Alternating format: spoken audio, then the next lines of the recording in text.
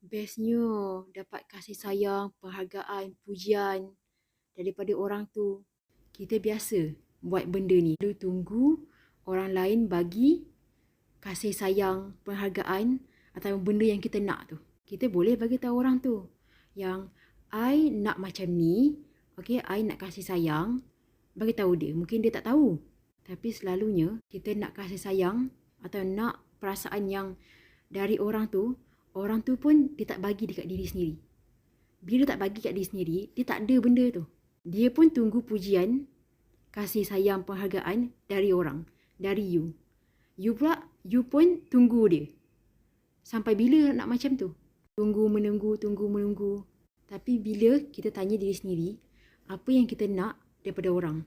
Kasih sayang, pujian, penghargaan, penerimaan. Kita mula bagi dekat diri sendiri, sayang diri sendiri, puji, Masya Allah, hari ni cantik, Masya Allah, handsome hari ni. Puji-puji apa yang kita nak dengar daripada orang tu, bagi dekat diri sendiri. Automatik, bila kita dah penuh kasih sayang, penerimaan, penghargaan dekat diri sendiri, aura kita tu, kita jumpa je orang baru, jumpa sesiapa, jadi satu inspirasi atau motivasi untuk orang lain. Akan tengok, orang ni, dia sayang diri dia. Kenapa aku tak sayang diri aku? Kenapa aku tak tenang? Kenapa aku tak bagi benda tu dekat diri sendiri? Kalau kita semua cuba bagi dekat diri sendiri, apa kita nak daripada orang, kita bagi dekat diri sendiri, Masya Allah. Kita semua penuh dengan kasih sayang, tenang, high vibrasi, vibrasi tinggi. Tak ada cemburu, tak ada cuba nak banding-bandingkan diri dengan diri kita, dengan orang tu. Tak ada, sebab kita dah cukup dengan diri sendiri. Kita nak pujian, kita puji diri sendiri.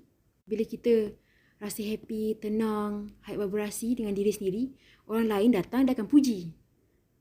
Orang akan bagi benda yang kita nak tu sampai kita tak nak daripada orang.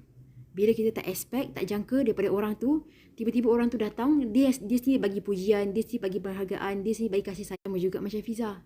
Sebelum ni, masa Fiza kecil-kecil, tunggu daripada mak ayah, tunggu daripada adik-beradik, tunggu daripada orang keliling. Pujilah aku. Dalam sampai satu masa tu, satu waktu tu, dah penat. Apa yang Fiza nak tu, bagi dekat diri sendiri. Tiba-tiba ayah Fiza pun datang kat Fiza cakap, Fiza, kau sekarang putih lah. Sekarang cantik lah. Puji. Sebab apa? Bagi benda tu dekat diri sendiri dulu.